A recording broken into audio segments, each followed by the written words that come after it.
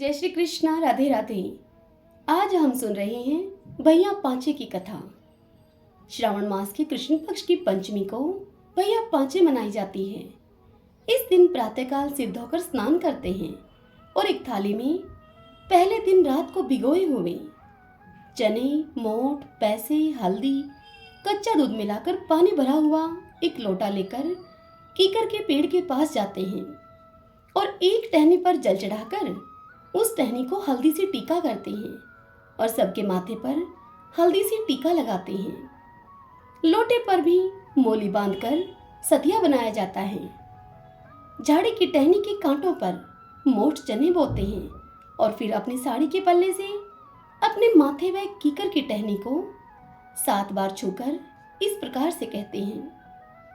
झाड़ झड़े मेरा वीर बढ़े, झाड़ झड़े मेरा वीर बढ़े। इस प्रकार से 7 बार कहें।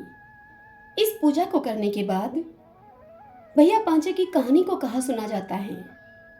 कहानी कहते सुनते समय हाथ में मोठ चने लेकर उनको छीलते रहते हैं। कहानी सुनने के बाद छीले हुए मोठ चने वहीं पर चढ़ा देते हैं। फिर विनायक महाराज की कहानी भी कहते हैं। कहानी सुनने के बाद पानी सूरज को दे देते हैं और थोड़ा सा पानी बचाकर रखते हैं। घर के अंदर आने से पहले दरवाजे के दोनों कोनों पर जल चढ़ाकर हल्दी से सतिया बनाते हैं। घर आकर एक अलग लोटे में पानी लेकर मोठ, चने, फल, मिठाई, रुपए एक थाली में रखकर बायना निकालते हैं। यह बायना सास, जेठानी, नंद इनमें से किसी को भी पांव छूकर देते हैं। यह पूजा बिना ब्याही लड़कियां भी करती हैं और छोटी बहनों को बायना देती हैं। जिन लड़कियों की इसी वर्ष शादी होती है वे पहले वर्ष में मायके में ही भैया पांचे मनाती हैं और चुनरी ओढ़कर बायना मिनसकर एक बड़े ढक्कन वाले भगोने में भिगोए हुए मोठ चने भरकर उन पर रुपए, फल, मिठाई, साड़ी, ब्लाउज रखकर बायने के साथ ससुराल जाकर अपनी सास, ननद, जेठानी को पांव छूकर यह बायना देती हैं। यह तो थी पूजा और उद्यापन की विधि। आइए अब हम सब भैया पांचे की कहानी सुनते हैं। एक राजा था, उसके 7 बेटे बहू थे। 6 बहुओं का तो पीहर था, लेकिन 7वीं बहू का पीहर नहीं था। 6 बहुएं कुएं पर पानी भरने के लिए गई तो वह आपस में कहने लगी कि जल्दी जल्दी पानी भर लो, बाद में धोख मारने के लिए भी जाना है।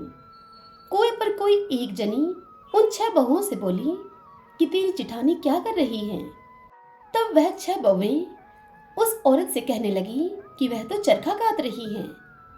उसे क्या मालूम कि भैया पांचे क्या है, क्योंकि उसके कोई भाई तो है नहीं।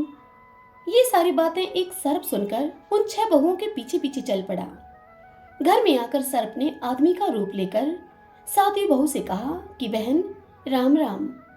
तब वह बहू कहने लगी कि मेरे तो कोई भाई नहीं था, तू कहां से आ गया।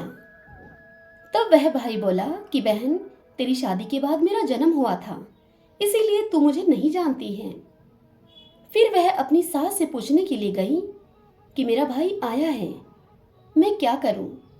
तब उसकी सास कहने लगी कि तेल से चूल्हा लीप ले और तेल में ही चावल चढ़ा ले। ऐसा करने पर ना ही तो चूल्हा सूखा और ना ही चावल पके। फिर पड़ोसन से वह पूछने के लिए गई और पड़ोसन के बताने पर उसने मिट्टी से चूल्हा लीपकर पानी में चावल चढ़ाए। दाल चावल बनाकर घी बूरा मिलाकर उसने अपने भाई को जिमाया। जीमने के बाद भाई ने कहा, वह बोला कि बहन मैं तुझे घर ले जाने के लिए आया हूँ। अब वह बहू अपनी सास से पूछकर अपने भाई के साथ पीहर के लिए चल दी। अब जब वह दोनों भाई बहन जंगल में पहुंचे तब वह भाई अपनी बहन से कहने लगा कि बहन अब मैं सर्प बनूंगा और तुम डरना नहीं, तुम मेरी पूंछ को पकड़ लो और इस बामी के अंदर मेरे पीछे पीछे आ जाओ। उस बहन ने ऐसा ही किया। वह भाई की पूंछ पकड़कर बामी के अंदर घुस गई। बामी के अंदर पहुंचने के बाद उन दोनों को आया हुआ देखकर उस सर्प के दूसरे भाई बहन कहने लगे कि हमारी बहन आई है, हमारी बहन आई है। उस सर्प की पत्नी कहने लगी कि हमारी नंद आई है। भतीजे बोले कि हमारी बुआ आई है। उस सर्प की माँ हर रोज घंटी बजाकर अपने बच्चों को बुलाती और उनके आने पर उन्हें दूध पिलाती थी। प्रतिदिन यह कार्य वह सर्प की बनी हुई बहन देखा करती थी। एक दिन वह माँ से छोटे भाई बहनों को दूध पिलाने की जिद करने लगी। तब माँ बोली कि ले दूध तो पिला ले, परंतु गर्म दूध पर तुम घंटी मत बजाना। वह बहन यह बात भूल गई और उसने गरम गरम दूध पर ही घंटी बजा दी। गरम दूध पीने के कारण किसी सर्प की जीभ जली तो किसी की पूंछ जली और किसी का फन ही जल गया। तब सब गुस्से से बोले कि इसने हमें जलाया है, अब हम इसको खाएंगे। यह सुनकर वह माँ बोली कि इससे गलती हो गई, इसकी इस गलती के कारण मैं तुमसे माफी मांगती हूँ, तुम सब इसको छोड़ दो। फिर कुछ दिन के बाद उसकी भाभी के लड़का हुआ तो भाभी अपनी नंद से बोली कि मांगो नंदबाई, तुम्हें क्या चाहिए। नंद के मांगने पर उस भाभी ने अपना नौलखा हार अपनी नंद को दे दिया और उससे कहा कि अगर इस हार को तुम पहनोगी तो यह हार ही रहेगा, और यदि कोई दूसरा इसे पहनेगा तो उसके गले में जाते ही यह हार सर्प बन जाएगा। अब उस बहन को वहां रहते हुए मायके में बहुत दिन बीत गए।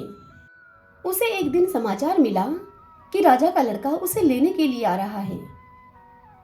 तब राजा का लड़का उसे लेने के लिए आया तो उसने भगवान से प्रार्थना की कि हे भगवान, उस बामी की जगह तुम महल चौबारे बना दो। और ऐसा ही हुआ।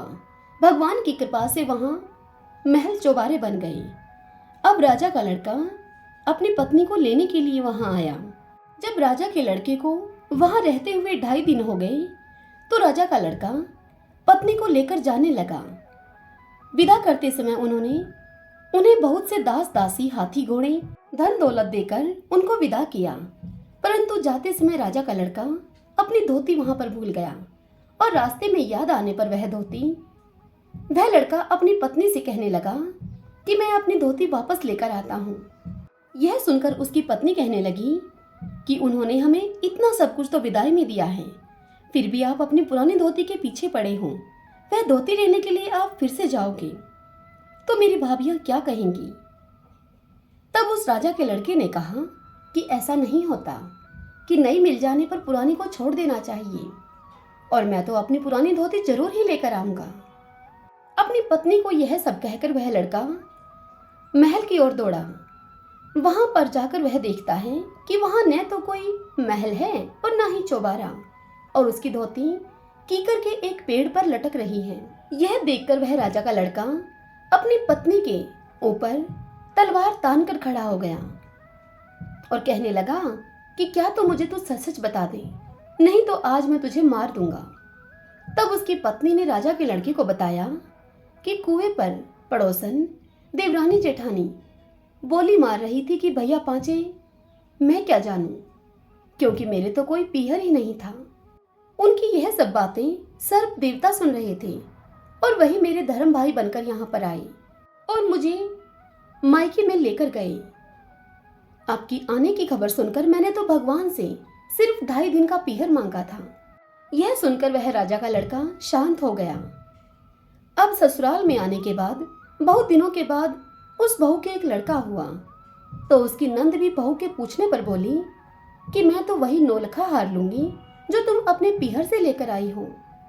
तब वह बहू उससे बोली कि तुम कुछ और मांग लो, मैं तुम्हें सब दे दूंगी।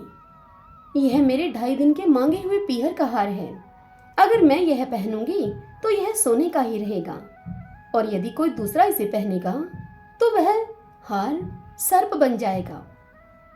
तब यह सुनकर वह नंद बोली कि लूंगी तो मैं यही हार, नहीं तो मैं कुछ नहीं लूंगी। तब उस बहू ने हार नंद को दे दिया। जब नंद ने वह हार पहना तो वह हार सर्प बन गया। यह देखकर वह बहू बोली कि मैंने तो तुम्हें पहले ही बता दिया था कि यह मेरे 2.5 दिन के मांगे हुए पीहर का हार है। और यह कहकर उस भाभी ने अपनी नंद को सारी बात बता दी कि किस तरह यह हार उसे मिला था और उसके 2.5 दिन का पीहर का क्या रहस्य है। यह सब सुनकर तब नंद बहू से बोली कि भाभी, क्या सच में ही भाई पांचे में इतना सत है, विश्वास नहीं होता। तब बहू के ससुर यानी कि राजा ने नगर में ढिंडोरा पिटवा दिया कि लगते श्रावण की पंचमी को सभी कोई भैया पांचे मनाए। चने मोट भिगोए, कीकर के झाड़ में पिरोए और चने मोट से धोख मारकर इन्हीं का बायना मिनसे, कहते की सुनते की और हुकारा भरते की। फिर विनायक बाबा की कहानी कहें और सुने, जैसी उनको आई वैसे सबको आई। सभी बोलिए भैया पांचे की जय। आइए अब हम सब मिलकर विनायक जी की कहानी सुनते हैं। सभी बोलिए विनायक जी महाराज की जय। एक छोटा सा लड़का अपने घर से लड़कर निकल गया और बोला कि आज तो मैं विनायक जी से मिलकर ही घर आऊंगा। तब लड़का चलते चलते उजाड़ में चला गया तो विनायक जी ने सोचा कि इसने मेरे नाम से ही घर छोड़ा है, इसलिए इसे घर भेजूं, नहीं तो इसे यहाँ जंगल में शेर वगैरह खा जाएंगे। फिर विनायक जी बूढ़े ब्राह्मण का वेश धारण करके वहां आए और उस लड़के से कहने लगे, तू कहाँ जा रहा है? तब वह बालक बोला कि मैं तो विनायक जी से मिलने के लिए जा रहा हूँ। तब वह विनायक जी बोले कि मैं ही विनायक हूँ, मांग तू क्या मांगता है, परंतु जो भी कुछ मांगे वह एक बार में ही मांगना। वह लड़का बोला कि क्या मांगू? अन्न हो, धन हो, हाथी की सवारी हो, महल बैठी स्त्री ऐसी हो जैसे कि फूल गुलाब का। यह सुनकर विनायक जी बोले कि लड़के, तूने तो सब कुछ मांग लिया, जा तेरा सब कुछ ऐसा ही हो जाएगा। फिर वह लड़का अपने घर को आया तो देखा कि छोटी सी एक बहू चौकी पर बैठी है और घर में बहुत सारा धन हो गया है। तब वह लड़का अपनी माँ से कहने लगा कि देख माँ, कितना धन लेकर आया हूँ। हे विनायक जी महाराज, जैसे उस लड़के को धन दिया आपने वैसा ही सबको देना। कहते सुनते हुकारा भरते हमारे सारे परिवार को धन देना। सभी बोलिए विनायक जी महाराज की जय। यदि यह कहानी आपको पसंद आए तो इस वीडियो को लाइक करें और कमेंट बॉक्स में भैया पांचे की जय लिखिए। और यदि आप हमें पहली बार सुन रहे हैं तो आप हमारे चैनल श्री कृष्ण दीवानी को जरूर सब्सक्राइब करें। बेल आइकन के बटन को भी आप दबा लीजिए ताकि हमारे सभी वीडियोस का नोटिफिकेशन आपके पास सबसे पहले मिल सके। आज के दिन इस वीडियो को आप अपने अपनों के साथ खूब शेयर करें और पुण्य फल के भागी बने। जय श्री कृष्णा।